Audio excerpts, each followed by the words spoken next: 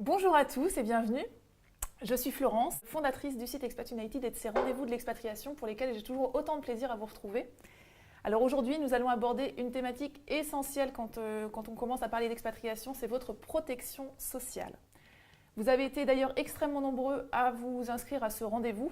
Nombreux d'ailleurs, j'ai pu le voir dans vos inscriptions, à être en partance pour le Canada parce que c'est vrai qu'on a fait un rendez-vous il n'y a pas très longtemps sur le départ, l'expatriation au Canada et du coup je pense que nombre d'entre vous se sont également inscrits à ce rendez-vous, donc j'en suis ravie. Mais vous êtes également nombreux à vous être inscrits pour partir sur d'autres destinations telles que les États-Unis, la Thaïlande, et vous êtes également très nombreux à nous suivre depuis l'étranger. Donc pour commencer, je vous invite à vous présenter dans le chat, à nous dire d'où vous êtes connecté si vous êtes à l'étranger et si vous êtes en projet d'expatriation, à nous expliquer un petit peu votre projet, où est-ce que vous voulez aller, quand est-ce que vous voulez partir, pour quel type de travail, etc. N'hésitez pas, ça vous permettra même de réseauter entre vous si vous le souhaitez. Donc commencez par vous présenter, comme ça on va faire connaissance.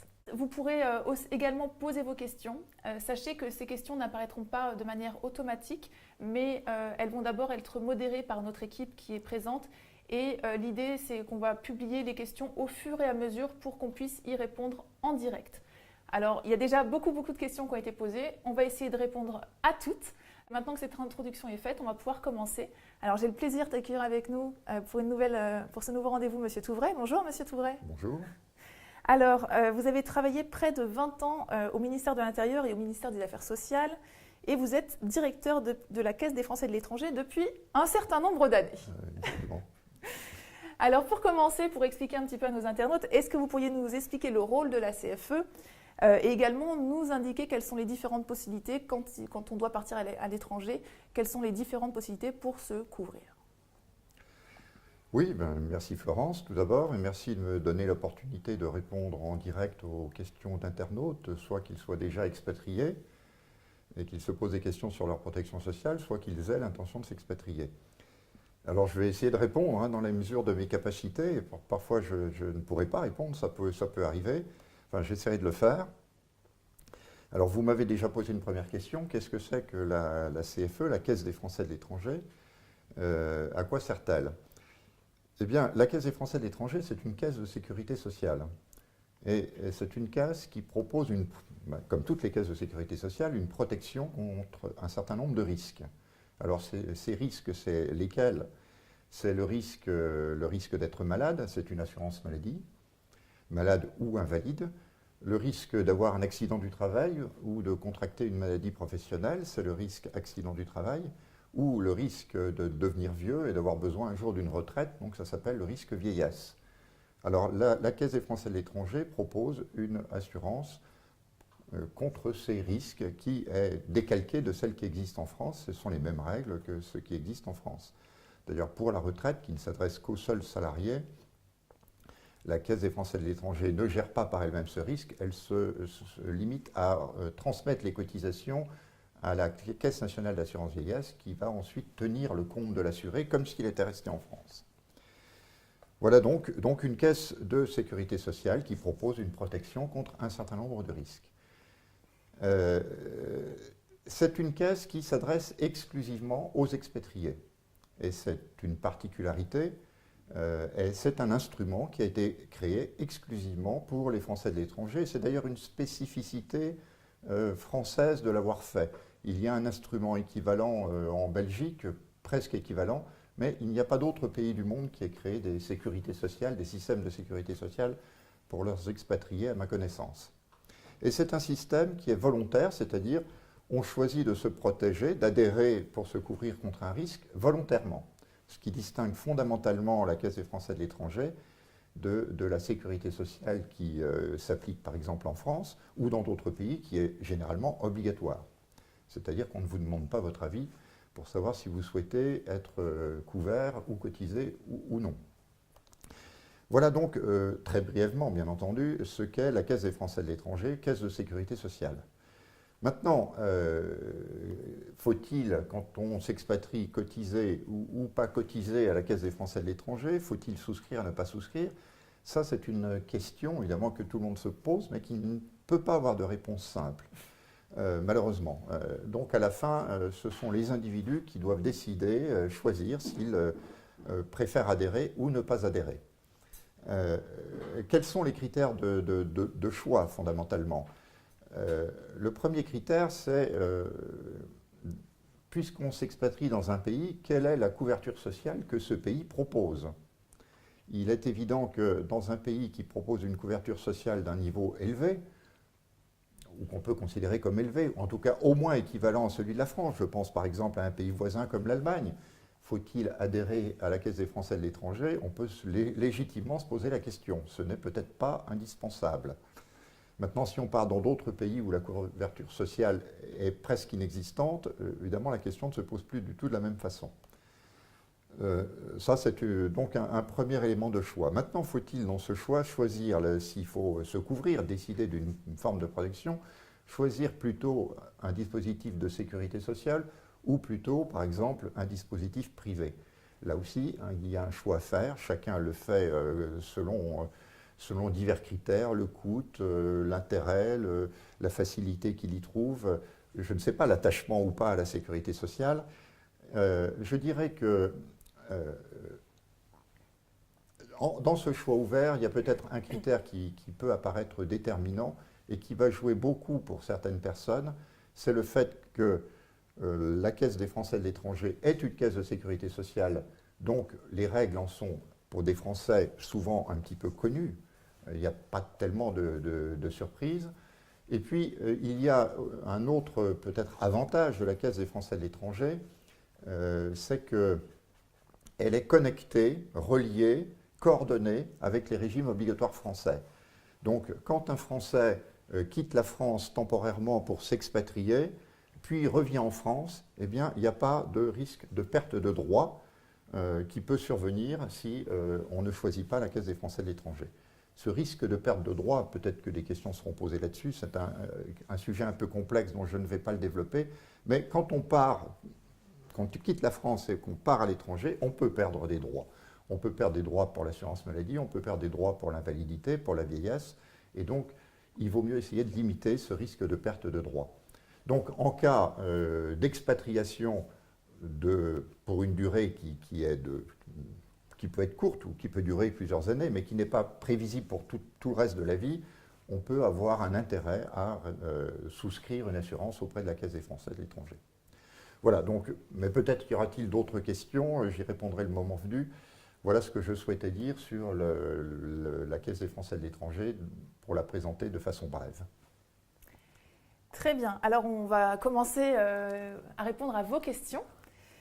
Alors, on va prendre la première question de PHDDV. En partance pour la Thaïlande, définitivement, quelle protection sociale adopter, sachant qu'il est à la retraite? Alors, je viens déjà d'un petit peu de répondre. La personne qui part en Thaïlande va être couverte peut-être par le régime thaïlandais, peut-être, si quelque chose est prévu en Thaïlande, par la loi de la Thaïlande, la loi sociale de Thaïlande. Il est possible qu'il n'y ait aucune couverture proposée. Donc je suppose que cette personne attend une couverture. Elle n'attend pas une couverture contre le risque vieillesse, puisqu'elle est déjà pensionnée, donc ce risque est passé. C'est sans doute une couverture maladie, contre le risque d'être malade, que cette personne cherche. Alors là, il y a le choix que j'indiquais tout à l'heure, soit une souscription à la Caisse des Français de l'étranger, une adhésion à la Caisse des Français de l'étranger, qui est tout à fait possible, soit, et c'est un autre choix, l'adhésion à une assurance privée. Si cette personne fait le choix d'adhérer à la Caisse des Français de l'étranger, il peut être utile qu'elle souscrive également, comme c'est le cas en France, une assurance complémentaire. Très bien. Une question de Jean-Louis. Je suis expatrié depuis plusieurs années dans un pays qui n'est pas de la CE. N'étant pas affilié à la CFE, comment pourrais-je commencer à cotiser pour être couvert par la Sécurité sociale française? Alors, couvert par la Sécurité sociale française signifie, je le suppose, couvert par la Caisse des Français de l'étranger. La Caisse des Français de l'étranger, c'est bien la Sécurité sociale française. Alors, cette personne, en quittant la France, n'a pas fait le choix de rester dans un système français de sécurité sociale. Peut-elle adhérer, après plusieurs années passées à l'étranger, à la Caisse des Français de l'étranger? pour se couvrir, je suppose, contre le risque de maladie. La réponse est oui, elle peut le faire. Toute personne qui est française à l'étranger peut demander son adhésion à la Caisse des Français de l'étranger. Mais les conditions ne sont pas tout à fait les mêmes selon qu'on a fait le choix d'adhérer au moment du départ de France ou qu'on fait le choix d'adhérer à un autre moment qui est supposé convenir mieux. Et dans le cas de cette personne, ce qui va lui être demandé, si elle fait le choix d'adhérer à la Caisse des Français de l'étranger, c'est de payer 2 années de cotisation rétroactive et on lui imposera ensuite une carence qui sera, selon son âge, de 3 à 6 mois. Alors, ces cotisations rétroactives n'existent que si Jean-Louis a plus de 35 ans. Si il a moins de 35 ans, il n'aura pas à les acquitter. Mais c'est ça la règle, 2 années de cotisation à payer, c'est une sorte de droit d'entrée et une carence, c'est-à-dire une période où Jean-Louis va cotiser sans être couvert, qui durera de 3 à 6 mois. Alors, pourquoi ces règles qui peuvent paraître bizarres ? Et la vérité, c'est qu'il pourrait peut-être exister d'autres règles. Pourquoi ces règles? Parce qu'on ne peut pas considérer qu'on est dans la même situation selon qu'on a fait le choix d'adhérer en quittant la France ou plus tard, au moment qui convient le mieux. La CFE, c'est un système d'assurance. Et je souhaite en parler 2 minutes parce que c'est une question qui est fréquemment posée. La CFE, c'est un système d'assurance. Et un assureur ne peut raisonnablement survivre que s'il couvre des risques qui sont aléatoires. Il faut qu'il y ait un aléa. Si vous dites à un assureur, je voudrais assurer ma maison contre le risque incendie au lendemain où votre maison a déjà brûlé, il ne pourra pas faire grand-chose. Il n'y a plus d'aléa. Elle a déjà brûlé, c'est trop tard. On ne peut plus s'assurer contre un risque qui serait aléatoire. Alors la personne qui quitte la France et adhère à la Caisse des Français de l'étranger, elle adhère avec une situation de risque aléatoire, a priori. On va considérer comme tel. A priori, il y a un aléa, elle sera peut-être malade, peut-être pas. À l'inverse, Jean-Louis adhère à un autre moment et on ne peut plus savoir s'il y a un aléa. Il peut adhérer alors qu'il se sent déjà peut-être âgé et avec l'âge, les dépenses de santé deviennent alors statistiquement très élevées. Ça, c'est la moyenne statistique le montre. Dès lors qu'on prend de l'âge, on augmente ses dépenses de santé. Donc il y a de moins en moins d'aléas au fur et à mesure que l'on vieillit. Ou peut-être Jean-Louis vient-il d'apprendre qu'il a une maladie, un diabète, peut-être un cancer, etc. Et il se dit, maintenant, il faudrait peut-être que je fasse couvrir ces dépenses qui risquent d'être importantes par la collectivité. Alors, la Caisse des Français de l'étranger ne va pas rejeter Jean-Louis. Peut-être qu'un assureur privé aurait un autre comportement. Nous n'allons pas l'exclure. Mais nous allons lui demander, puisqu'il adhère tardivement, et peut-être avec un certain risque, de le financer par ce qu'on appelle un droit d'entrée. Et on va lui imposer également cette période de carence. Voilà. Alors on pourrait imaginer peut-être d'autres dispositifs. C'est souvent difficile d'expliquer à quoi correspondent ces règles de rétroactivité de cotisation. Les gens n'y comprennent rien et je peux comprendre qu'ils ne le comprennent pas. Mais fondamentalement, c'est à cela que ça correspond, c'est que c'est la contrepartie d'un choix d'adhésion libre à tout moment. Alors, j'espère qu'on a répondu à votre question. Jean-Louis, alors il y a plusieurs questions de Slava. Avec la CFE, dois-je avancer les frais d'hospitalisation, y compris celles d'urgence? Je vous poserai les autres questions au fur et à mesure peut-être. Alors, la réponse est que l'assureur, qui est la CFE, couvre un sinistre qui est survenu, qui est une maladie, une hospitalisation. Donc, effectivement, quand un sinistre survient, une maladie, une hospitalisation, il faut payer les dépenses, puis ensuite l'assureur les rembourse en tout ou partie, généralement seulement en partie. Donc, c'est la même chose avec la Caisse des Français de l'étranger.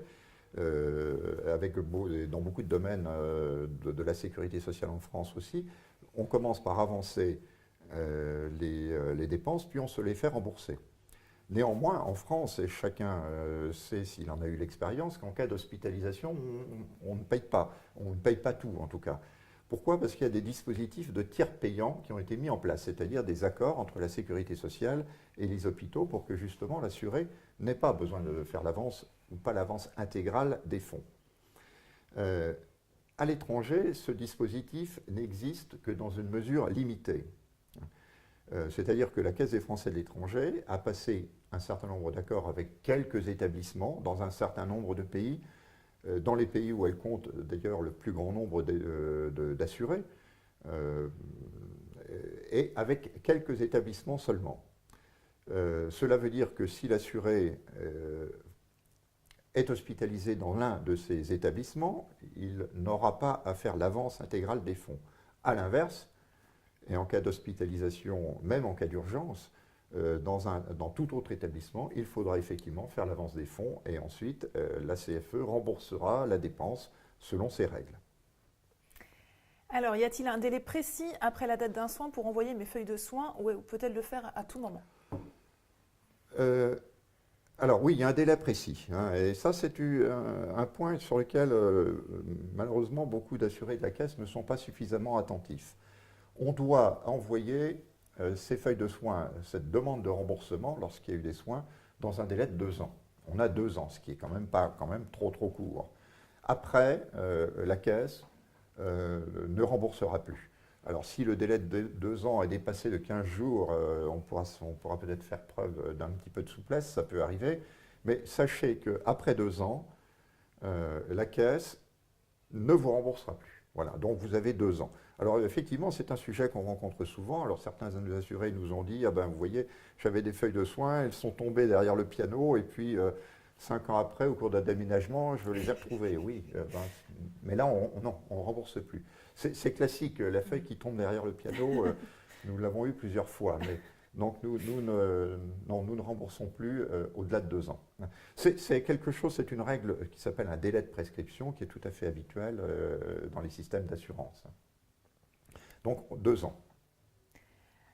Que se passe-t-il si je suis un ayant droit sur l'assurance de mon mari et que je reprends une activité professionnelle à mon compte en Allemagne?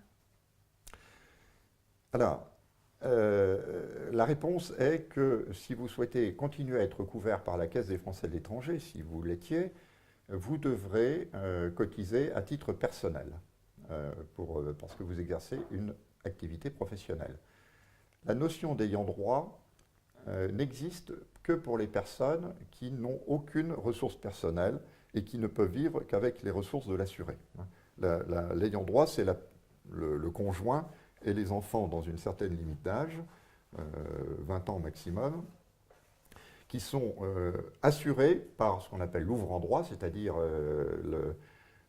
l'assuré lui-même, à titre gratuit, parce qu'ils n'ont pas de ressources propres. Dès lors qu'il y a des ressources propres, notamment par une activité professionnelle, la personne ne peut plus être ayant droit.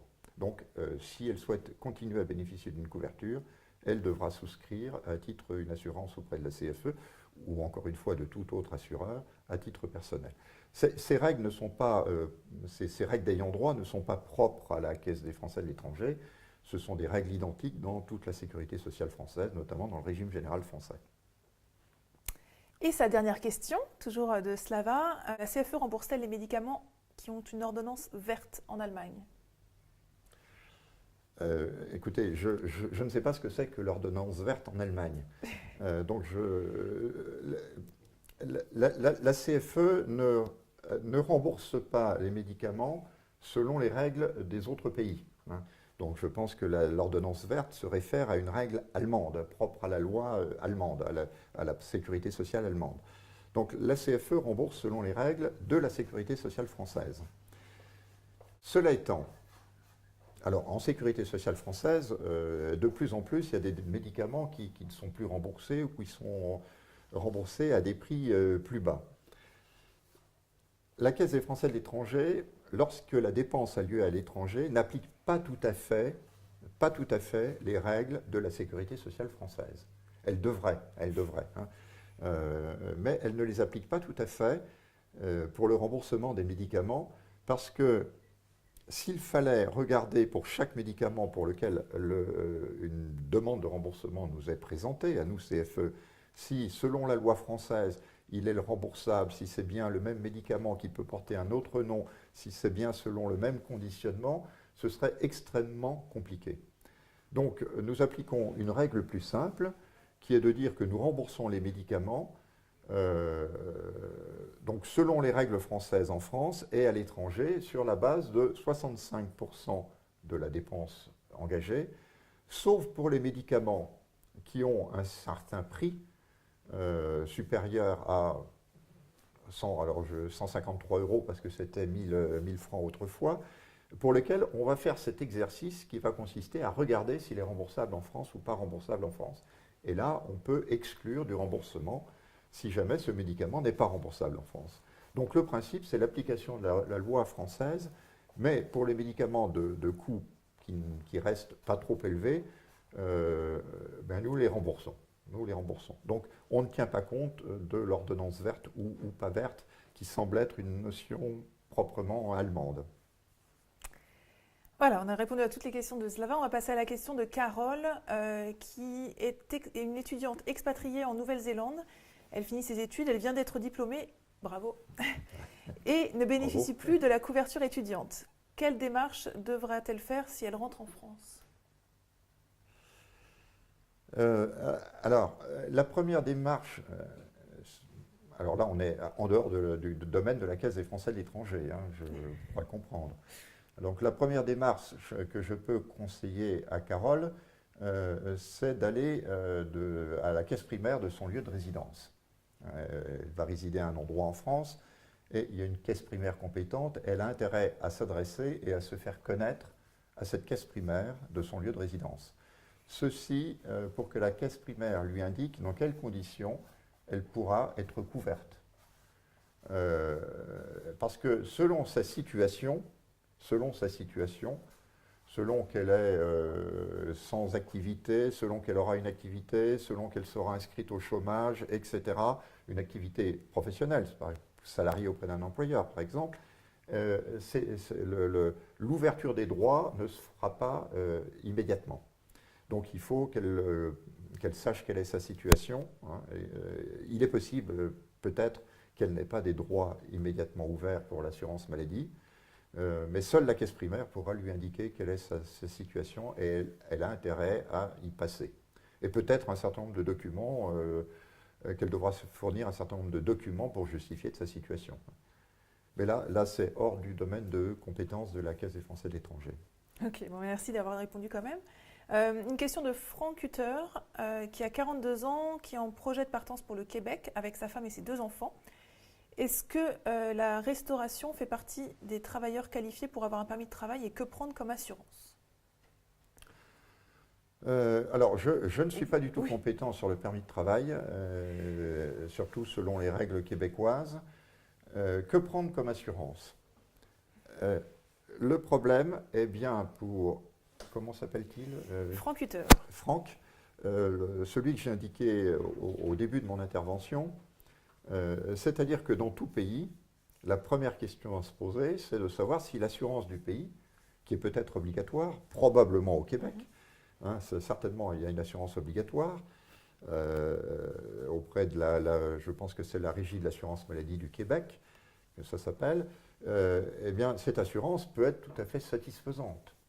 D'autre part, il y a un accord de sécurité sociale France-Québec qui peut éviter le risque de perte de droits que j'évoquais au début de mon intervention.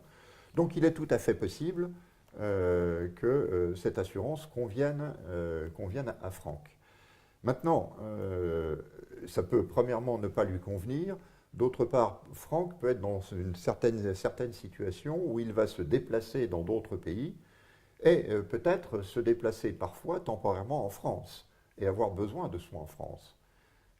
Et dans ce cas, l'assurance québécoise peut ne pas répondre à ses besoins s'il a besoin de soins dans d'autres pays ou en France. L'adhésion à la CFE, mais qu'il devra payer en plus de son assurance obligatoire québécoise, peut offrir une possibilité de réponse à ces questions. Et notamment pour des remboursements de soins qu'il voudrait venir chercher en France. Les expatriés qui adhèrent à la CFE ont souvent comme motif d'adhésion le fait de pouvoir se faire soigner en France lorsqu'ils y reviennent temporairement.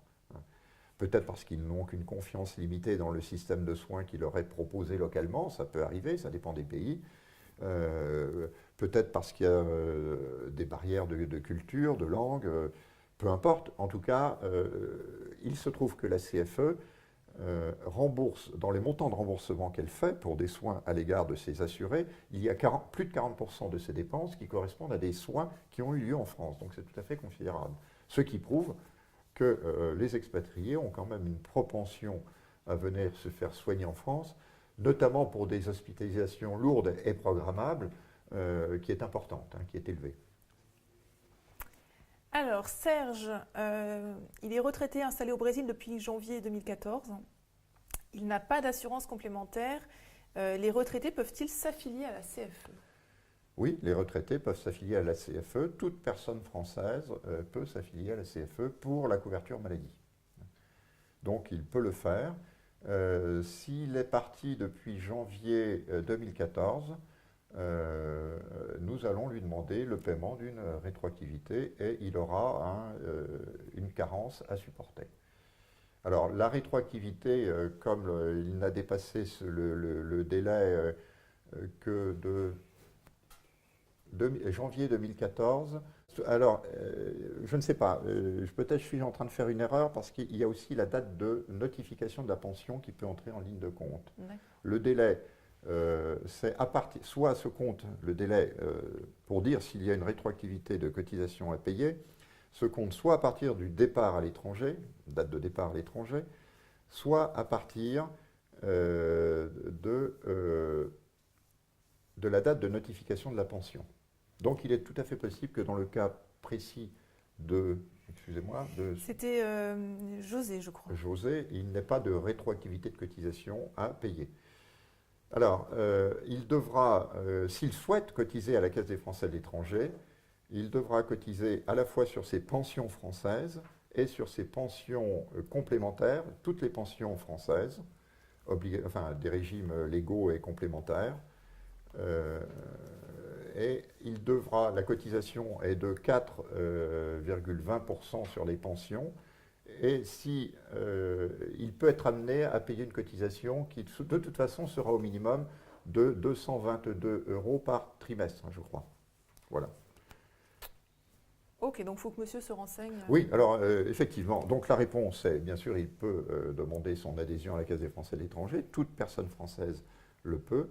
Et on va examiner sa situation par rapport à la date de son départ ou la date de perception de sa pension. Et on lui demandera, bien entendu, de payer une cotisation qui est celle que je viens d'indiquer.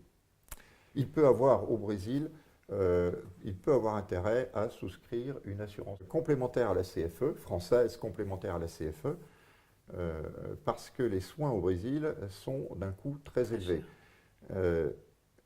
Je précise à cette occasion, peut-être le moment, que la Caisse des Français de l'étranger est une caisse française de sécurité sociale et qu'elle rembourse les soins selon les règles françaises de la sécurité sociale, avec quelques petites variantes. Tout à l'heure, on en évoquait une sur le remboursement des médicaments, mais fondamentalement, ce sont les règles françaises. Par exemple, puisque l'occasion m'en est donnée, que coûte une consultation chez un médecin généraliste en France qui est conventionné? Ça coûte 23 €. Donc la sécurité sociale en France va rembourser une fraction de ces 23 €. La CFE à l'étranger va rembourser également une fraction de ces 23 €. Mais si vous avez payé la consultation aux États-Unis 120 $, évidemment, il y a un reste à charge qui peut être important et il est tout à fait recommandable, effectivement, de souscrire une assurance complémentaire à la CFE pour ne pas avoir de mauvaises surprises.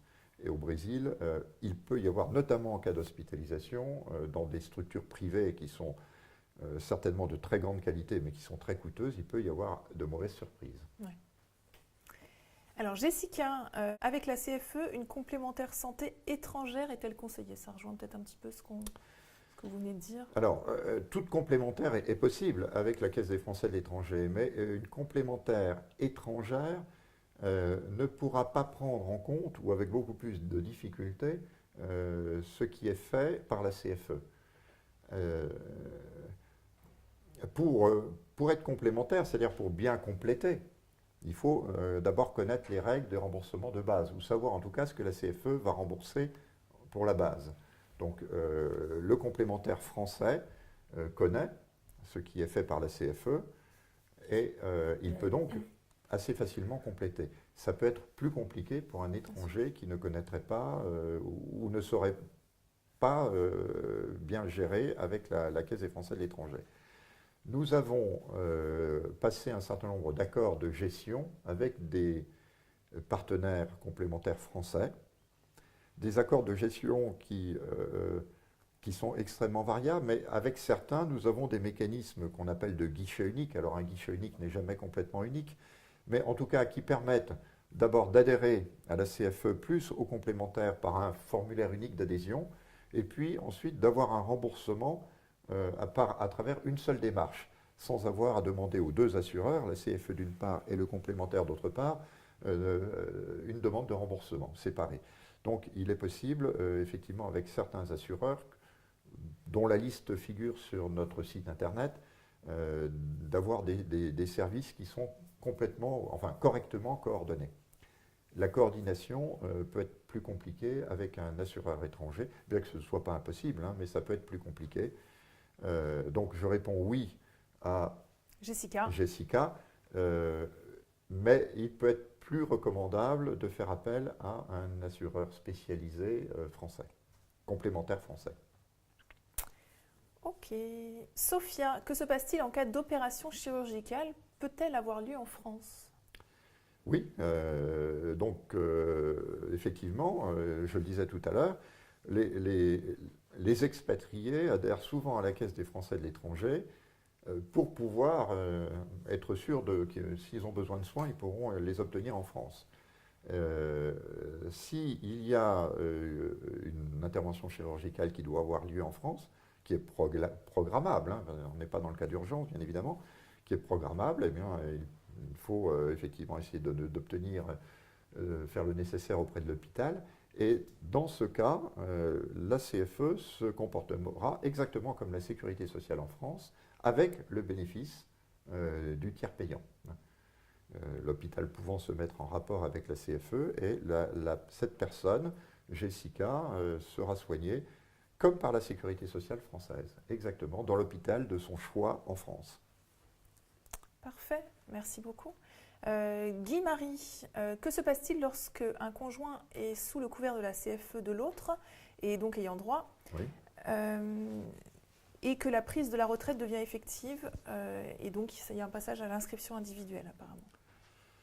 Oui, eh bien, la règle est que pour être ayant droit, il faut n'avoir aucune ressource, c'est-à-dire on ne peut vivre qu'avec les ressources de son conjoint.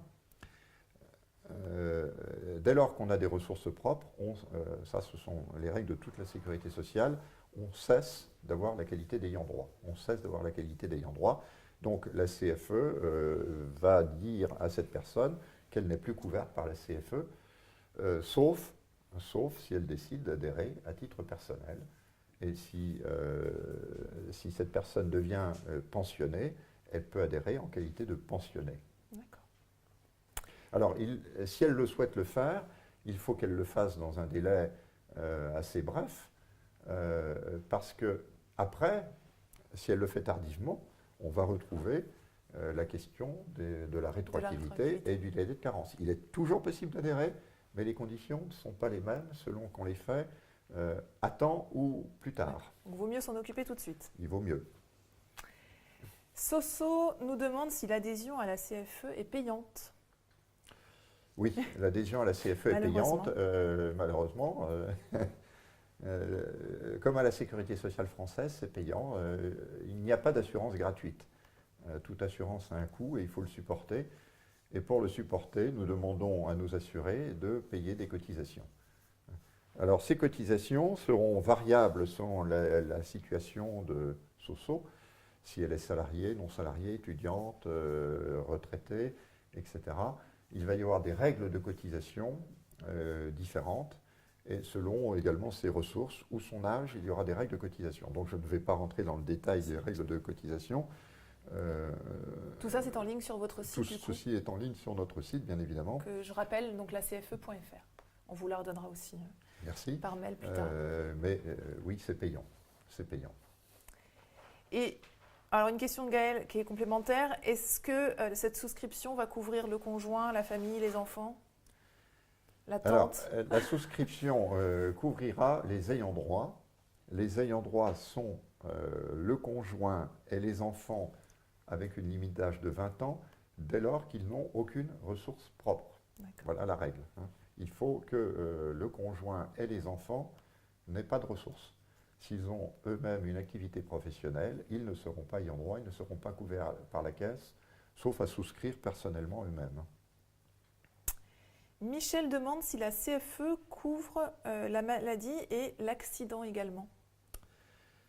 Alors, la CFE couvre la maladie, bien sûr, et l'accident de la vie privée. Oui, ça, c'est assimilé à une maladie. Il n'y a pas d'exclusion.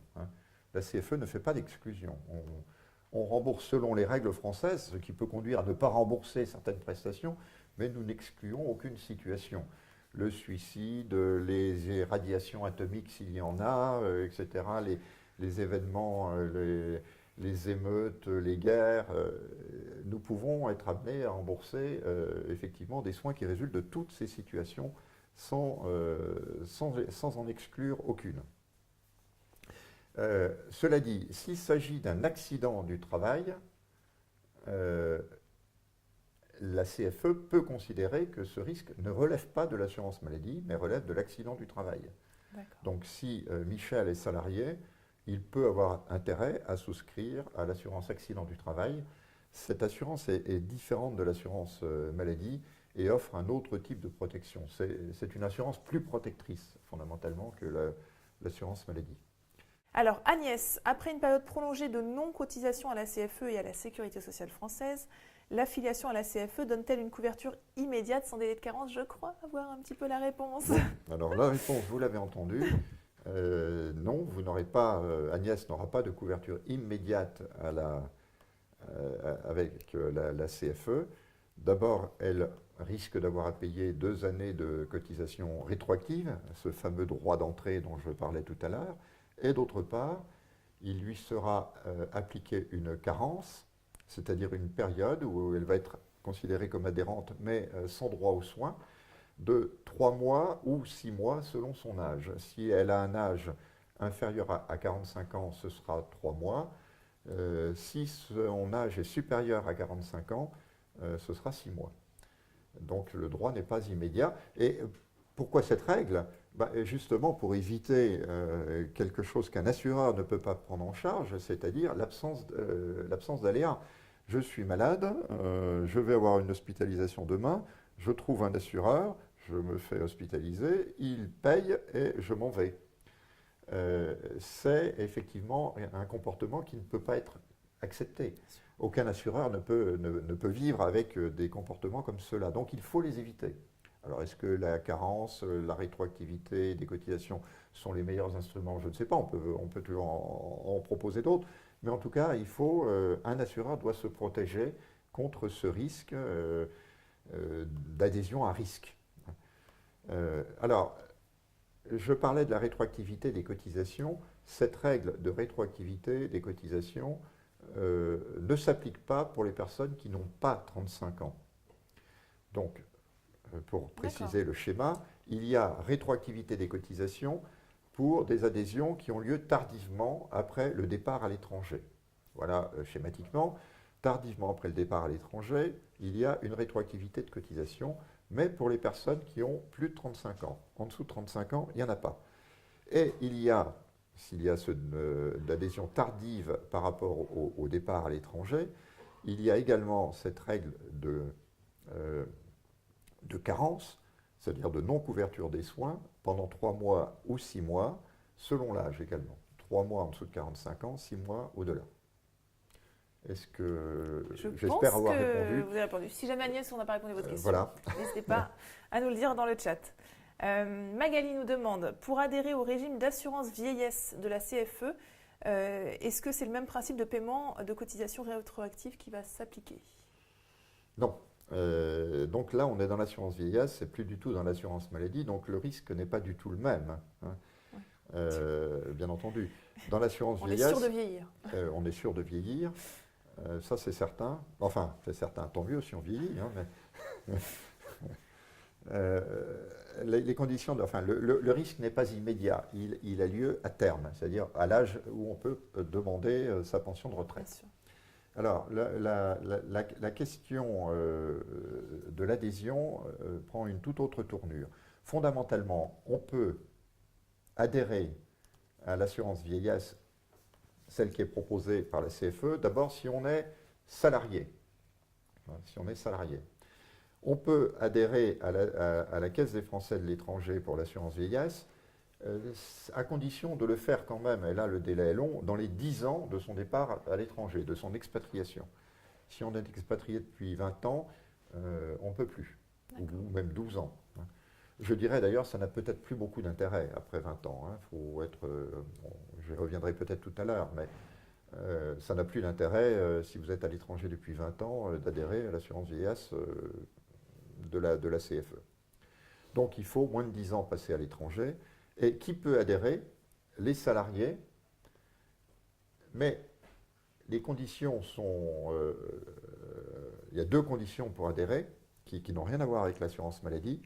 La première condition, c'est bien sûr être salarié et avoir été soumis à un régime d'assurance maladie en France obligatoire pendant au moins 5 ans. C'est une condition très curieuse qu'une loi assez récente, qui date de 2 ou 3 ans, impose à la Caisse des Français de l'étranger.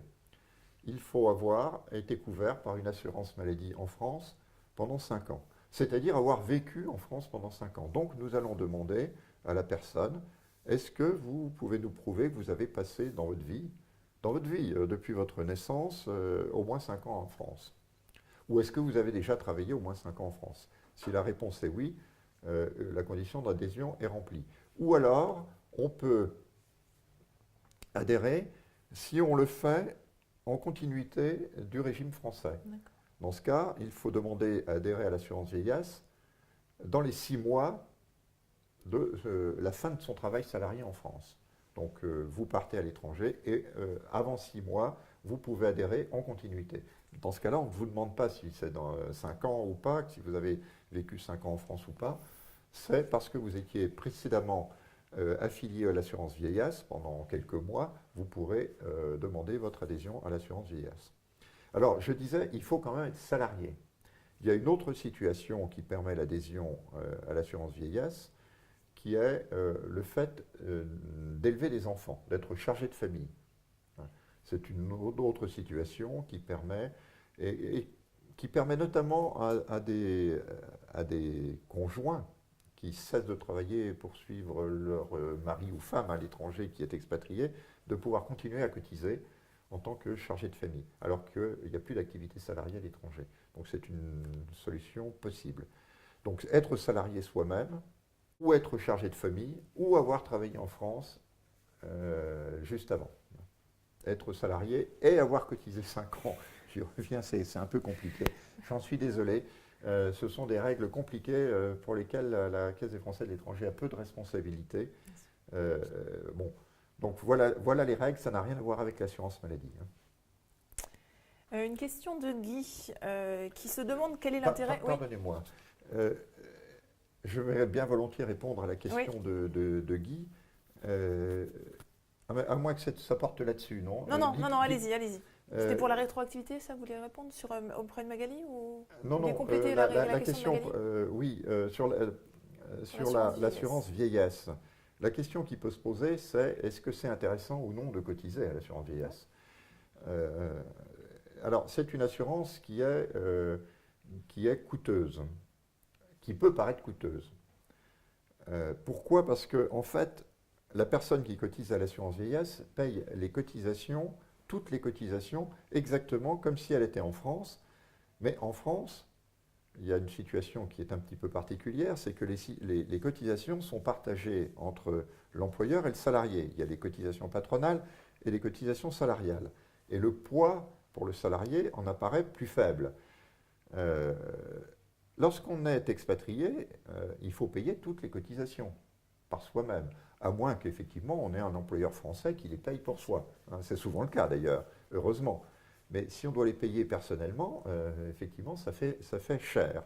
Et la question qui se pose pour une personne individuelle qui part à l'étranger, mais c'est faut-il vraiment cotiser à cette assurance vieillesse?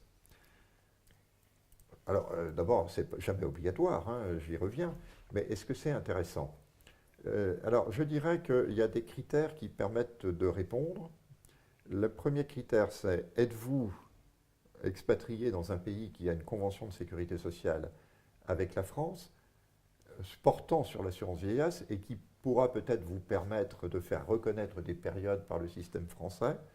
Ça, c'est un premier critère de choix. Si vous partez, je ne sais pas, en Allemagne, avec un système allemand de sécurité sociale, d'assurance vieillesse allemande, peut-être ça n'est pas indispensable. Le deuxième critère de choix pour savoir si vous adhérez ou pas à l'assurance vieillesse, c'est pour quelle durée partez-vous? Pour quelle durée? Si vous avez 25 ans et que vous quittez la France pour, je ne sais pas, l'Australie, avec l'intention de ne jamais revenir en France, vous n'avez pas cotisé en France, vous êtes parti au moment où vous avez terminé vos études, vous n'avez donc pas cotisé pour l'assurance vieillesse, vous partez avec l'intention de partir pour toujours, je dirais il n'est peut-être pas nécessaire de cotiser à l'assurance vieillesse française. Maintenant, il faut être sûr de partir pour toujours. Peut-on le savoir quand on a 25 ans, hein, c'est la question. Peut-on prévoir son avenir à 10, 20 ou 30 ans? Ça, c'est un vrai problème. Mais on peut faire ce choix. Maintenant, si vous avez déjà travaillé en France pendant plusieurs années, et en France vous avez déjà cotisé, parce qu'on ne vous a pas demandé votre avis pour savoir si ça vous plaisait ou pas, c'est obligatoire, donc vous avez déjà cotisé. Et puis vous partez quelques années à l'étranger, et puis vous allez sans doute après revenir en France où vous allez à nouveau cotiser.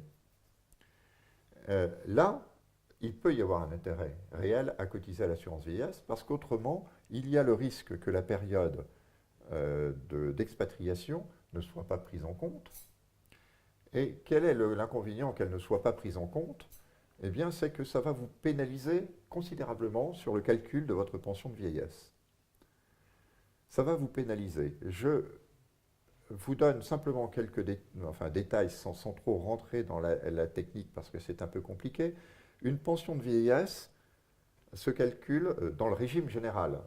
Il y a plein de régimes, donc je ne parle que du principal qui est le régime général, c'est le régime des salariés en France, se calcule à partir de 3 critères. Il y a 3 critères et aucun autre. C'est le salaire sur lequel vous avez cotisé, dans la limite du plafond de la sécurité sociale, c'est le premier critère. Le deuxième critère, c'est votre durée d'assurance.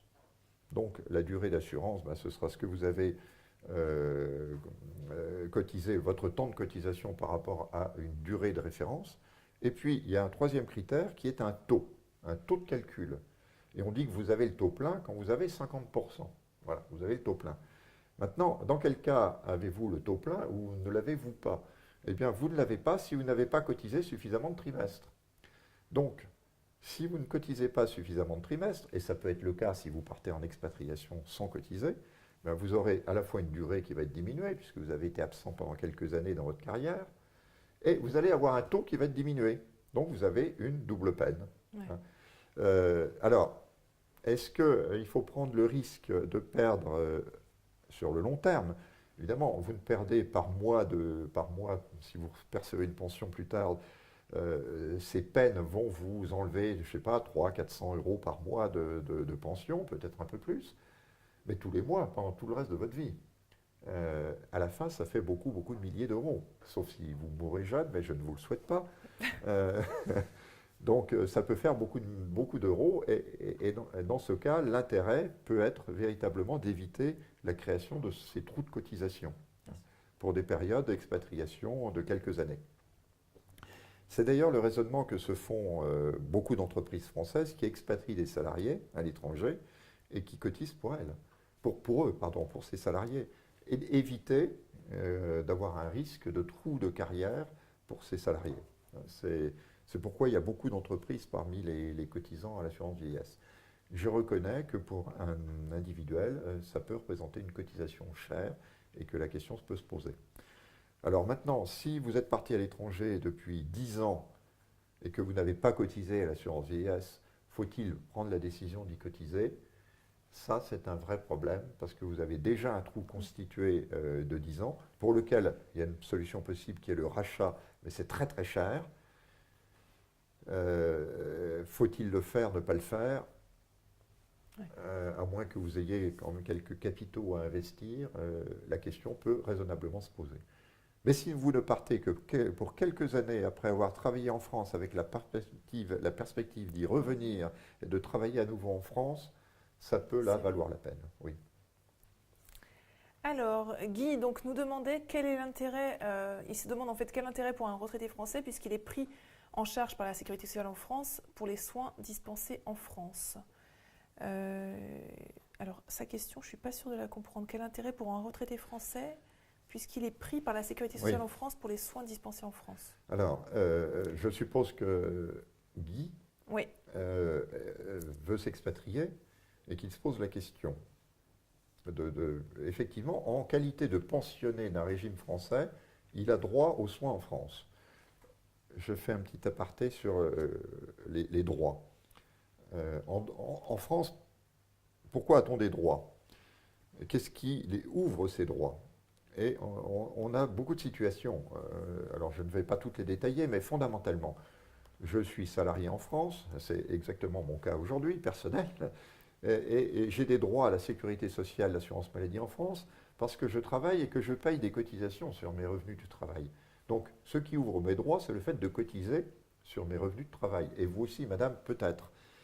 Maintenant, un étudiant, pourquoi a-t-il des droits? Eh bien, parce qu'on va lui demander à cet étudiant de payer une cotisation forfaitaire chaque année scolaire ou universitaire. Donc, il aura des droits parce qu'il aura payé une cotisation. Telle autre personne aura des droits parce qu'elle sera ayant droit d'un ouvrant droit, de quelqu'un qui paye des cotisations. Donc, il aura des droits à ce titre. Et un pensionné. Un pensionné, et c'est la règle française, a des droits du fait même qu'il perçoit une pension française. Au moins à un certain niveau. Donc ce qui ouvre le droit du pensionné, c'est le fait de percevoir la pension. Ce n'est pas de payer des cotisations parce qu'il paye des cotisations sur la pension, c'est le fait même de percevoir la pension. Donc, quand on est pensionné d'un régime français, on a toujours des droits en France, puisqu'on ne cesse pas d'être pensionné. Et ça ne cesse, en principe, la pension ne cesse qu'à la mort. Donc, on a toujours des droits en France. Alors, la question de Guy, c'est bien Guy? oui, c'est ça. Faut-il adhérer à la CFE? Si Guy part à l'étranger, il a des droits en France, mais pas à l'étranger. Bah oui. Donc la question pour lui, c'est de savoir s'il veut se couvrir à l'étranger ou s'il veut ne pas se couvrir. Donc ça, c'est son choix. S'il veut se couvrir à l'étranger, il faut qu'il souscrive une assurance et qui peut être la CFE, effectivement. Sinon, ça l'oblige à revenir en France dès qu'il a besoin, dès qu'il a un souci de santé. Effectivement. Alors, s'il vit à 10 000 km de la France, effectivement, ça peut être problématique. Alors,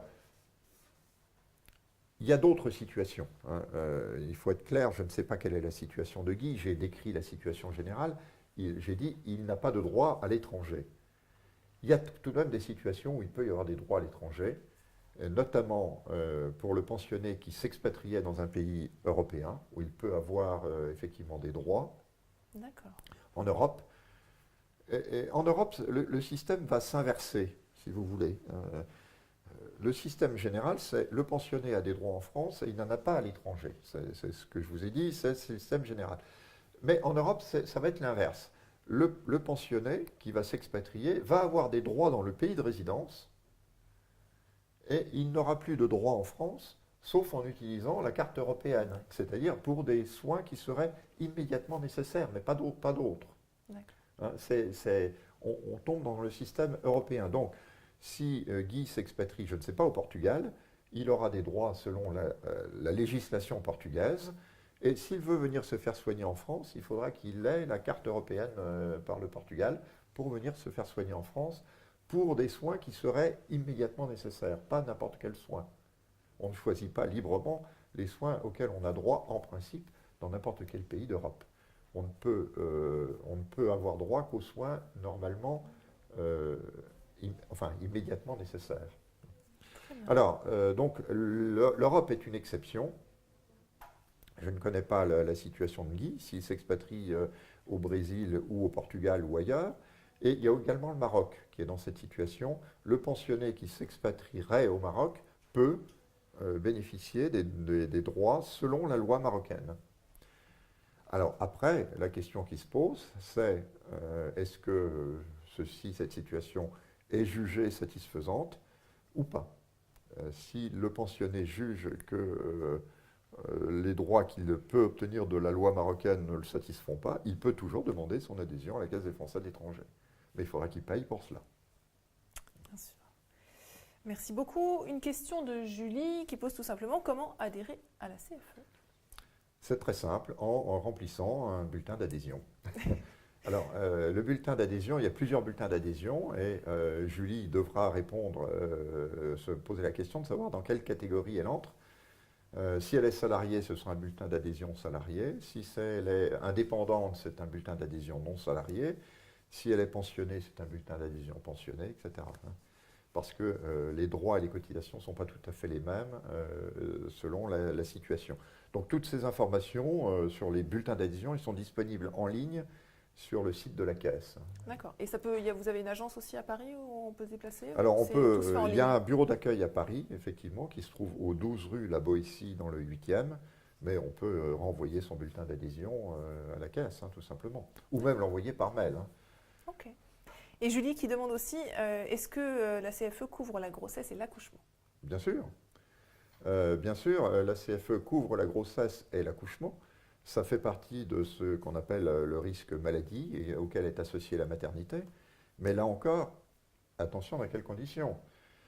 Si Julie vient d'apprendre qu'il va se passer un heureux événement et qu'elle dit « bon ben, je voudrais bien qu'il soit pris en charge par quelqu'un d'autre », la CFE par exemple, on risque de lui dire non, il fallait y penser avant. C'est toujours... normalement, on va demander à Julie d'avoir été adhérente au moins 10 mois avant la date de cet heureux événement, justement, pour éviter justement qu'elle n'adhère que pour la prise en charge de ce risque à venir, sauf s'il y a coordination, c'est-à-dire elle adhère au moment où elle part de France, là, ou dans les 3 mois qui suivent son départ, pas plus, auquel cas on la prendra en charge complètement. Là, si elle adhère au moment de son départ ou au plus tard dans les 3 mois qui suivent son départ de France, il y a ce qu'on appelle coordination. Donc on va prendre en compte le fait qu'elle était couverte par le régime général, on la prend sans aucune rupture de droit. Sinon, évidemment, si elle est partie depuis un certain temps et qu'elle dit ah, « tiens, je suis enceinte, qui donc va payer pour l'événement qui s'annonce ?» elle ne peut pas trouver d'assureur. Donc il faut s'y prendre avant. Et justement, on a une question de famille B qui demande combien de temps avant le départ doit-on souscrire à une assurance et donc à la CFE? Alors, avant le départ, ce n'est pas la peine de souscrire. Il faut se faire connaître dans les semaines qui précèdent le départ éventuellement. Et si possible, idéalement pour éviter toutes les ruptures de droit, dans les 3 mois au plus tard qui suivent le départ. Voilà. Donc le mieux, effectivement, c'est de s'adresser à la caisse aux alentours de la date de départ. Alors tout à l'heure, vous parliez en fait qu'il y avait différents bulletins en fonction des situations. Oui. Il y a du coup Carole qui nous demande que faire en cas de changement de situation, par exemple si on souscrit comme indépendant et que l'on devient par la suite salarié. Eh bien, il suffit de nous le dire, puisqu'on ne pourra pas le deviner. Donc effectivement, si Carole a souscrit comme indépendante et qu'elle est devenue salariée, elle signale son changement de situation et nous le prendrons en considération ensuite. Donc il est possible qu'on lui demande un certain nombre d'informations pour connaître sa nouvelle situation, ses revenus également, et on prendra en compte cette situation pour les appels de cotisation qui suivront et pour ses droits également, parce que les droits salariés et non salariés ne sont pas exactement les mêmes. D'accord. Un détail sur ce point. Les salariés bénéficient par exemple d'une couverture contre le risque d'invalidité, par exemple, qui n'est pas comprise dans les non-salariés. Carole peut aussi, si elle devient salariée, vouloir souscrire au risque accident du travail, qui n'est pas ouvert aux non-salariés, souscrire à la retraite, qui n'est pas ouvert aux non-salariés. Elle peut souscrire également une ce qu'on appelle une option prestation en espèces, c'est-à-dire la prise en compte de ces arrêts de maladie ou de maternité. On va lui verser une indemnisation de ces jours où elle ne travaille pas, comme en France, mais il faut être salarié. Donc, non, cette option est évidemment payante, mais elle peut la souscrire. Donc, c'est des situations qui sont un petit peu différentes entre non-salariés et non-salariés, avec aussi des taux de cotisation qui sont différents. Donc, il faut qu'on connaisse cette situation. Et si la situation change, le mieux, c'est que Carole nous le dise. D'accord. Alors, je sais que ça, c'est une question récurrente sur les établissements conventionnés. Ah. Roger, donc, est-ce que la CFE pense augmenter le nombre d'établissements conventionnés à l'étranger? Par exemple, il indique qu'il n'y en a pas au Pérou. Oui. Alors, la CFE, quand on souscrit à l'assurance maladie de la CFE, on ne souscrit pas tout à fait un contrat d'assurance avec des clauses. On entre dans un système qui est légal et conventionnel et réglementaire. Les règles de la Caisse des Français de l'étranger ne sont pas fixées dans des contrats, elles sont fixées par la loi. Donc une personne peut se référer au Code de la Sécurité sociale pour connaître ces règles. C'est assez compliqué, ce n'est pas très lisible pour un non spécialiste, mais en tout cas, ces règles sont publiques. C'est l'État qui les a créées. C'est ça qui distingue la CFE également d'un assureur privé, c'est que les règles de la CFE sont fixées par l'État. Et l'État en contrôle également le respect. Le juge aussi, si nécessaire. Si la CFE n'appliquait pas les règles, elle serait sanctionnée par le juge. Donc, c'est ce que la CFE s'engage à faire lorsque quelqu'un demande son adhésion, c'est respecter les règles qui sont dans le Code de la Sécurité sociale. La CFE est engagée à les respecter. Ce qui ne veut pas dire que parfois elle ne fait pas d'erreur. Ça, c'est un autre sujet, ça peut arriver. Mais elle s'engage à les respecter. Dans ces règles, il n'y a pas le bénéfice du tiers payant dans les établissements étrangers. Ça n'existe pas, ce n'est pas prévu. Ce n'est pas prévu. Donc la CFE ne s'est engagée en la matière en rien. Néanmoins, pour essayer d'offrir un meilleur service à ses assurés, la Caisse a passé des accords avec un certain nombre d'établissements de soins à l'étranger, avec quelques établissements de soins à l'étranger. Et dans ces établissements, la situation de l'assuré est à peu près la même que celle qu'il aurait s'il était hospitalisé en France, au plan financier, au plan, je ne dis pas médical, ça c'est un autre sujet, mais au plan financier, c'est la même situation, c'est-à-dire qu'il y aura bénéfice du tiers payant. Alors la CFE a passé des accords dans quelques pays, peu de pays, elle a choisi les pays dans lesquels elle avait a priori le plus d'adhérents, ce qui n'est pas le cas du Pérou, où il n'y en a pas beaucoup. Et la question que peut poser, excusez-moi, c'était... attendez, votre interlocuteur, mais pourquoi n'en passez-vous pas partout? Oui.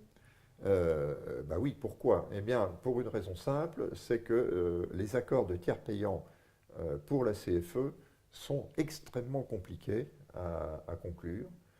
Je ne peux pas vous expliquer pourquoi, mais c'est très compliqué, extrêmement lourd en gestion. Donc ce service représente une charge pour la Caisse. C'est la raison pour laquelle, jusqu'à présent, elle n'a pu le réserver qu'aux pays où il y a beaucoup d'assurés et beaucoup d'hospitalisations. Ce serait beaucoup trop compliqué pour nous de passer des accords dans des pays où il y a peu d'assurés et donc en moyenne peu d'hospitalisations chaque année. Je ne crois pas que le Pérou fera partie de nos priorités dans les mois qui viennent. Je préfère l'indiquer tout de suite. Alors maintenant, deux éléments supplémentaires quand même.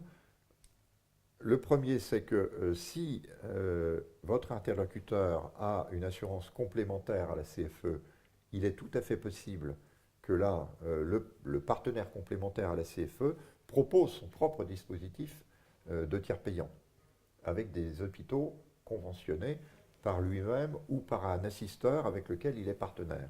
Et le réseau proposé peut être là très très vaste. Et dans ce cas, il peut, à travers le partenaire complémentaire, obtenir éventuellement le bénéfice du tiers payant. Ça, c'est une chose. La deuxième chose, mais là, ce n'est qu'une perspective à long terme, c'est qu'effectivement, cette demande de bénéficier du tiers payant, où qu'on soit dans le monde, nous pouvons considérer qu'elle est tout de même légitime de la part des assurés. Et, juridiquement, nous n'avons pas besoin, nous ne sommes pas tenus d'y répondre, nous CFE, mais on peut considérer qu'il y a un besoin qui s'exprime et que c'est légitime de savoir comment on peut y répondre mieux pour l'avenir. Donc là-dessus, nous avons un certain nombre de réflexions pour savoir comment nous pourrions demain, éventuellement en nous associant à des partenaires qui seraient plus à même que nous de conclure de tels accords, de pouvoir essayer d'étendre notre réseau d'accords de tiers payants. Mais ça, c'est déjà du moyen terme. Je le regrette pour votre interlocuteur Roger, donc. Au Pérou. Ok. Alors, une question de Hello. Y a-t-il un questionnaire lors de l'adhésion à la CFE? Et alors, elle dit, une ALD antérieure limite-t-elle la possibilité à l'adhésion? Alors, donc, l'adhésion à la CFE, l'adhésion à l'assurance maladie. Alors, la réponse est que la Caisse des Français de l'étranger est une caisse de sécurité sociale, et dans les caisses de sécurité sociale, il n'y a pas de questionnaire de santé. C'est le questionnaire de santé, je suppose, qui est visé. Oui. Il n'y a pas de questionnaire de santé. Donc, le fait d'avoir une ALD préalablement au départ en expatriation ne sera jamais quelque chose que la Caisse des Français de l'étranger opposera. Vous pouvez dire ce que c'est une ALD, parce que je ne suis pas sûre que... Une ALD, c'est une affection de longue durée. C'est-à-dire que la personne est, avant le départ à l'étranger, déjà reconnue comme atteinte d'une pathologie, alors qui est durable, qui peut parfois se soigner, mais en général, c'est une pathologie durable et potentiellement coûteuse. Alors, en France, se voir reconnaître une affection de longue durée a comme effet que vous n'avez pas à acquitter le ticket modérateur. Donc, les personnes qui souffrent d'une ALD, en France, d'une affection de longue durée, excusez-moi, ALD, sont exonérées de ticket modérateur. Ça, c'est la sécurité sociale française. Lorsqu'on adhère à la Caisse des Français de l'étranger, l'ALD n'est pas, nous ne les recherchons pas, nous ne posons pas la question. Ce n'est pas la mécanique. Si la personne vient en continuité avec le régime français, le régime de sécurité sociale français, eh bien, si dans son dossier il apparaît qu'elle a une ALD, cette ALD sera reconnue par la CFE comme elle l'était dans le régime antérieur. C'est-à-dire que nous sommes bien dans la continuité. À l'inverse, si cette personne part à l'étranger et adhère tardivement, nous lui posons, c'est-à-dire après 5 ans à l'étranger, 10 ans à l'étranger, je ne sais pas, nous ne lui poserons toujours pas de questionnaire de santé, il n'y en a pas, mais nous allons revenir aux règles de rétroactivité de cotisation, droit d'entrée et de carence. Voilà. Et pour une ALD, elle pourra éventuellement la faire reconnaître par la CFE, qui applique les mêmes règles que la sécurité sociale, et dans ce cas, elle sera exonérée de ticket modérateur. L'exonération du ticket modérateur, c'est pas, ça ne veut pas dire que la CFE prend 100% de la dépense à sa charge à l'étranger. Ça veut dire qu'elle prend 100% de la dépense dans la limite du tarif français. Donc, si le tarif français, c'est 23 € pour une consultation de généraliste, il n'y a pas de ticket modérateur, c'est 100% de 23 €. Mais si la consultation a coûté 100 $, il y a toujours une différence. J'y insiste, pour qu'il n'y ait pas de confusion. Très bien, merci beaucoup. Alors, on passe à une question de Muriel.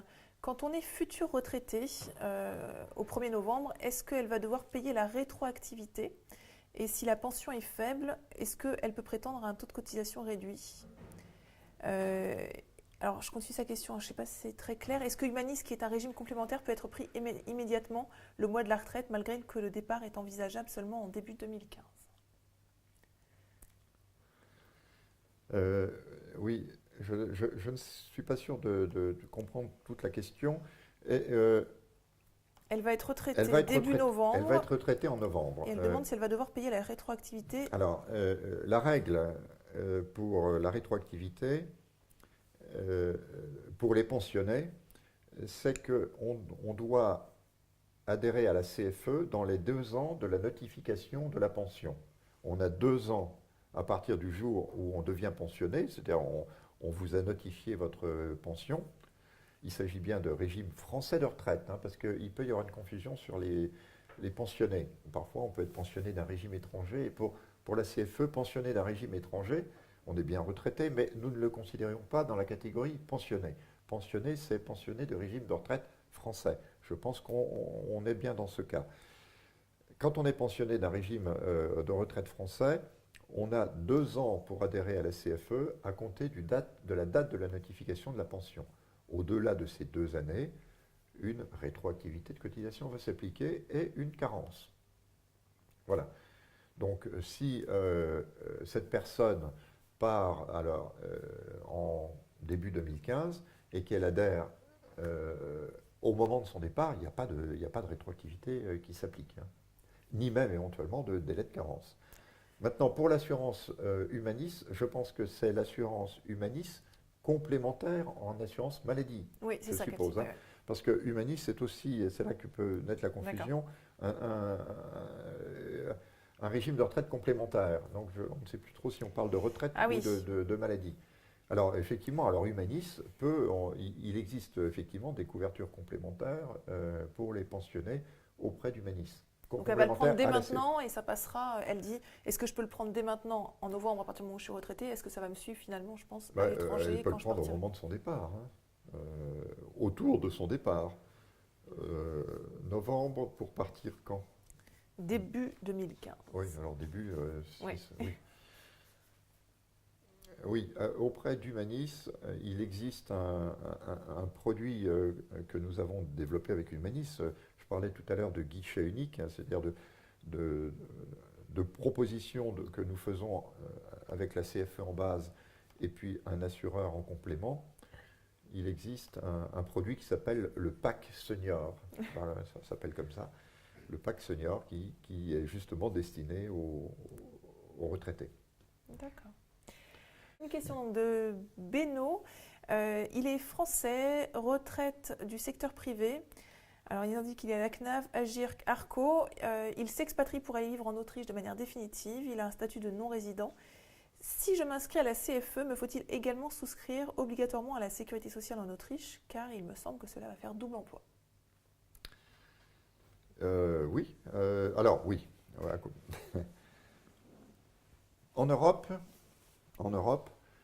le règlement européen de sécurité sociale a prévu un mécanisme que j'essaie, c'est très compliqué, le règlement européen de sécurité sociale, ce n'est pas tout à fait de mon domaine de compétence, mais je vais essayer d'en dire quelques mots. La règle, c'est effectivement que quand on s'expatrie en qualité de pensionné dans un autre pays, on va bénéficier de la sécurité sociale de ce pays, selon les règles de ce pays. Donc, cette personne part en Autriche et va bénéficier de la sécurité sociale, je suppose en qualité de pensionné, elle va donc bénéficier de la sécurité sociale autrichienne, selon les règles autrichiennes. Donc, si je ne connais pas ces règles, hein, je suppose que si elle est malade, qu'elle va voir un médecin en Autriche, eh bien, un mécanisme se produira, le médecin lui demandera de faire un certain paiement, évidemment. Un médecin n'est pas gratuit, et puis elle demandera le remboursement auprès de la sécurité sociale autrichienne, selon les procédures prévues par cette sécurité sociale. Voilà. Donc, effectivement, ça peut très bien suffire à cette personne. Maintenant, on peut avoir l'autre situation. Cette personne considère que ça ne lui convient pas du tout, mais c'est sa décision, c'est son choix, son appréciation. Ça ne lui convient pas du tout, et elle peut demander à adhérer à la Caisse des Français de l'étranger. Auquel cas, nous pouvons lui rembourser les soins en Autriche selon les règles de la sécurité sociale française. Et puis en France, lorsqu'elle se reviendra en France, elle se fera rembourser par le régime général en France en s'adressant à une caisse spécialisée qui est la caisse primaire de Tours. Voilà, donc ce ne sera plus du tout le même mécanisme, mais pour ça, il faut payer. Hein, il faut payer une cotisation à la Caisse des Français de l'étranger. Donc, effectivement, la question se pose, est-ce que ça ne fait pas double emploi? Peut-être. Donc là, c'est l'appréciation totale de la personne de savoir si elle souhaite payer 2 fois pour avoir un autre service, ou bien ne pas payer 2 fois. Bien sûr.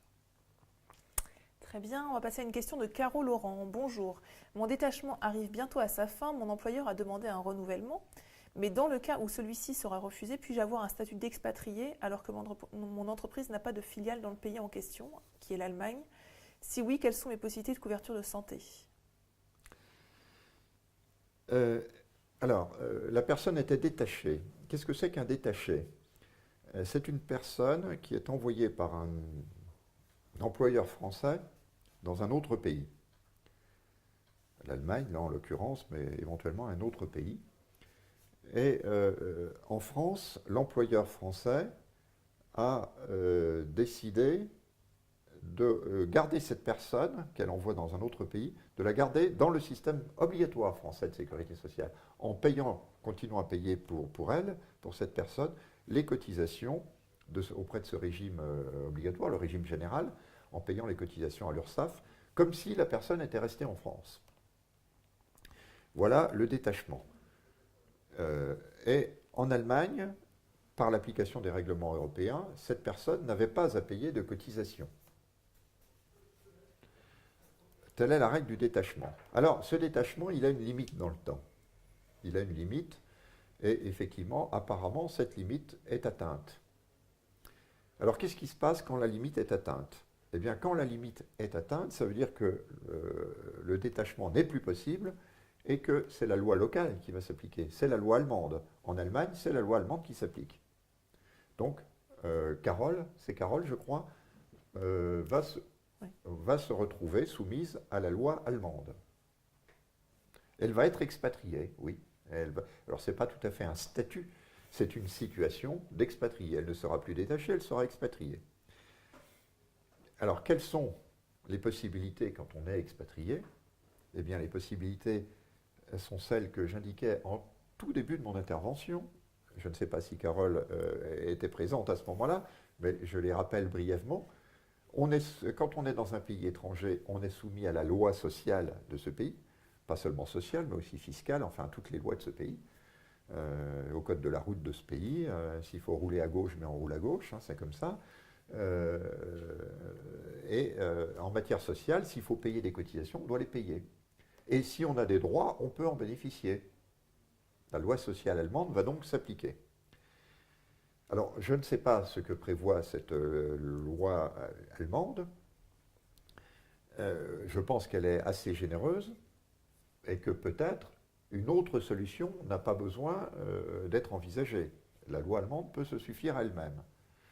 Maintenant, si la loi allemande est considérée comme insatisfaisante, ou autre situation en matière par exemple d'assurance maladie, si la loi allemande, au-delà d'un certain seuil de revenus, permet le libre choix de l'assureur, car c'est une possibilité en Allemagne qui existe au-delà d'un certain niveau de revenus, eh bien dans ce moment-là, Carole va retrouver ce libre choix et se poser la question de savoir quel peut être son organisme assureur. Eh bien, elle peut le trouver, si elle le souhaite, auprès de la Caisse des Français de l'étranger, ou évidemment de tout autre organisme assureur de son choix.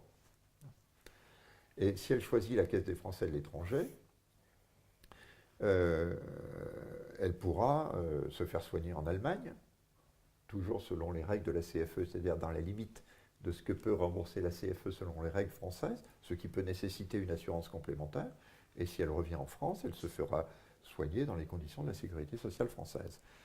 Si Carole fait ce choix d'adhérer à la Caisse des Français de l'étranger, qui n'est peut-être pas absolument indispensable dans le cas de l'Allemagne, sauf certaines circonstances, notamment pour l'assurance maladie, si elle a un choix possible, eh bien, elle peut avoir intérêt à le faire dans un délai assez rapide, à la fin de son détachement. Car si elle ne le fait pas dans un délai assez rapide à partir du moment où elle a cessé d'être détachée, ce délai étant de 3 mois, on va à nouveau retrouver les règles indiquées tout à l'heure, c'est-à-dire rétroactivité, carence, éventuellement. Très bien, merci beaucoup. Une question de BM Larue. Mes enfants français vont poursuivre leurs études à l'étranger. Peuvent-ils donc continuer à souscrire à la CFE?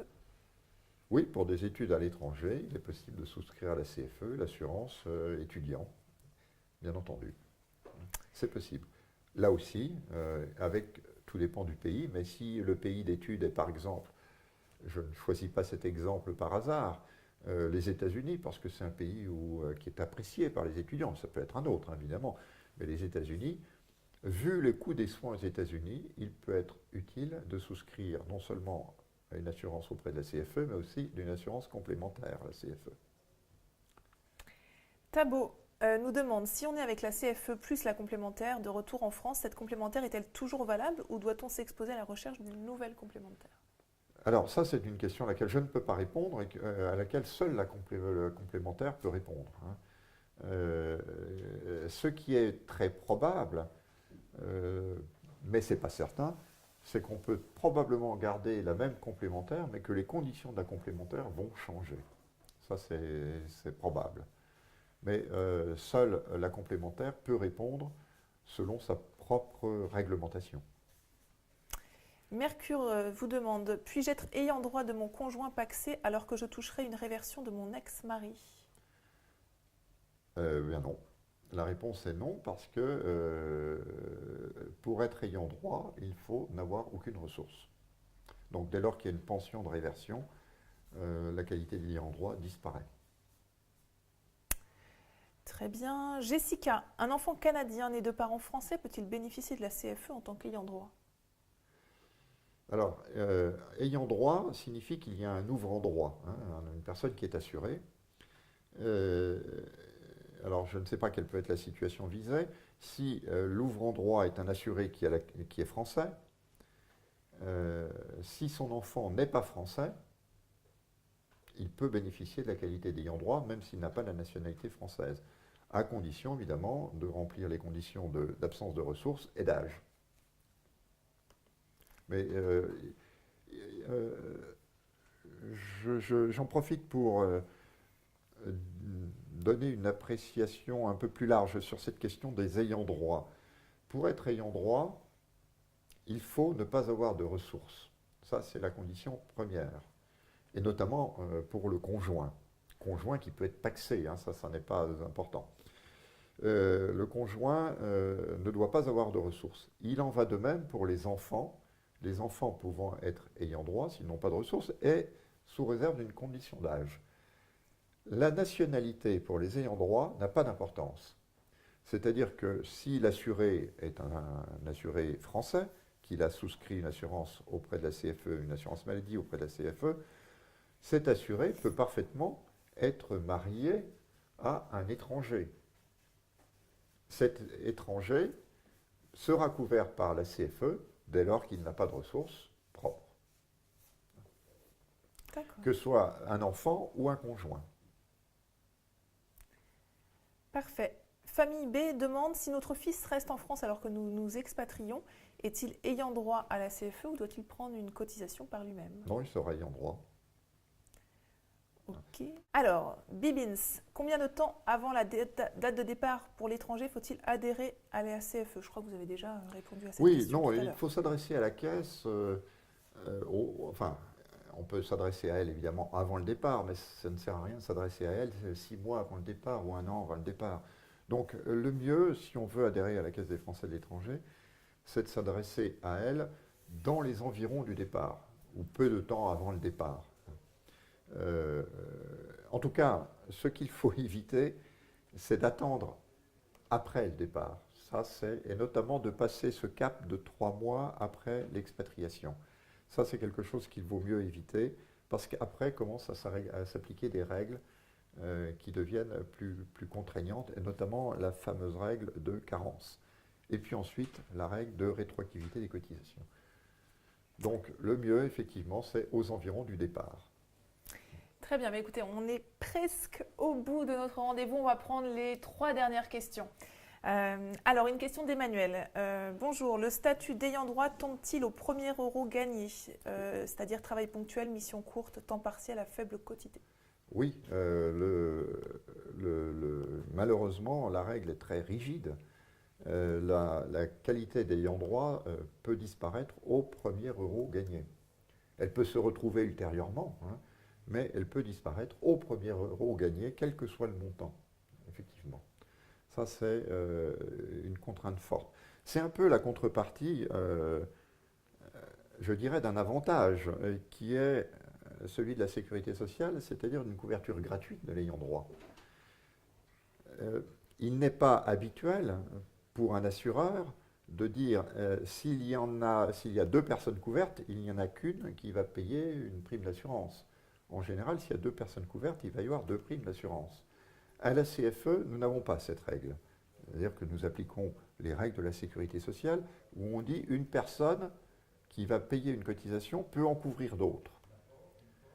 Mais effectivement, cette règle peut être un peu plus généreuse qu'ailleurs, a une contrepartie, c'est que dès lors qu'il y a le moindre euro gagné, ça disparaît. Cet avantage disparaît.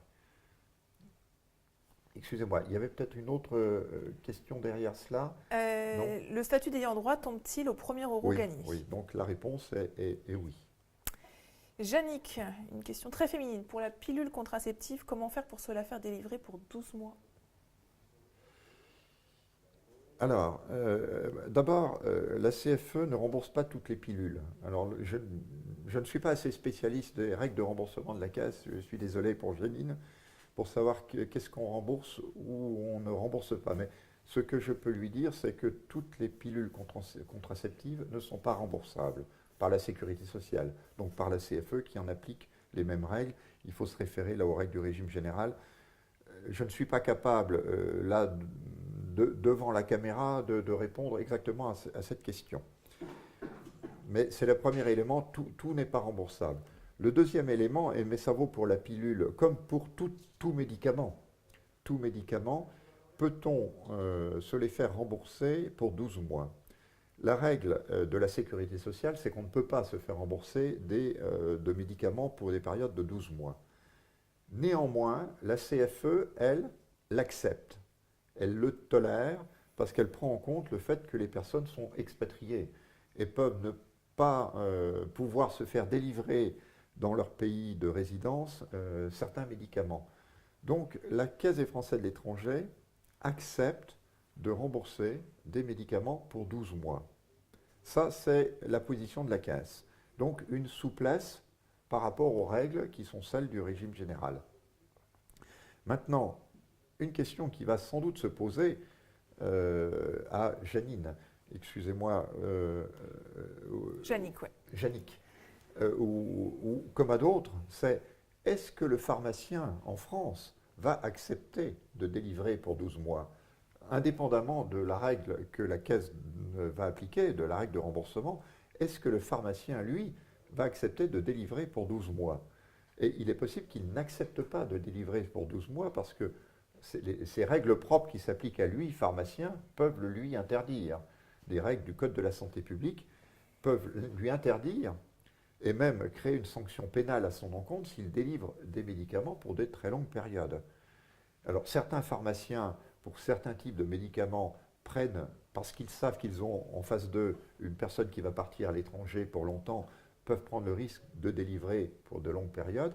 Je sais que ça arrive, mais il est légitime qu'un pharmacien puisse refuser de délivrer des médicaments pour 12 mois, non pas parce que l'assureur, la CFE, le refuserait, elle l'accepte, mais parce que ça leur serait interdit par leurs propres règles déontologiques. Je ne sais pas si vous pourrez répondre. C'est vrai qu'il y a Isabelle qui fait une remarque dans le chat qui indique qu'elle est expatriée aux États-Unis et elle a l'impression que les entreprises qui envoient des expatriés aux États-Unis prennent rarement maintenant la CFE. Elle dit que ça pose un vrai problème en fait pour les expatriés.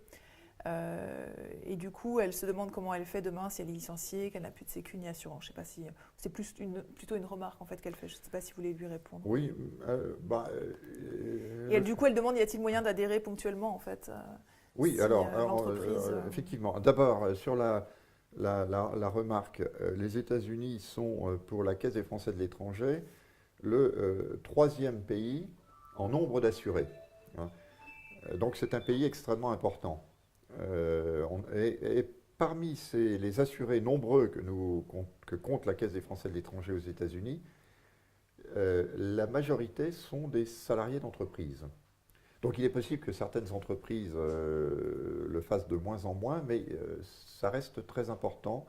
La clientèle, appelons-la comme ça, d'expatriés salariés d'entreprises françaises reste élevée.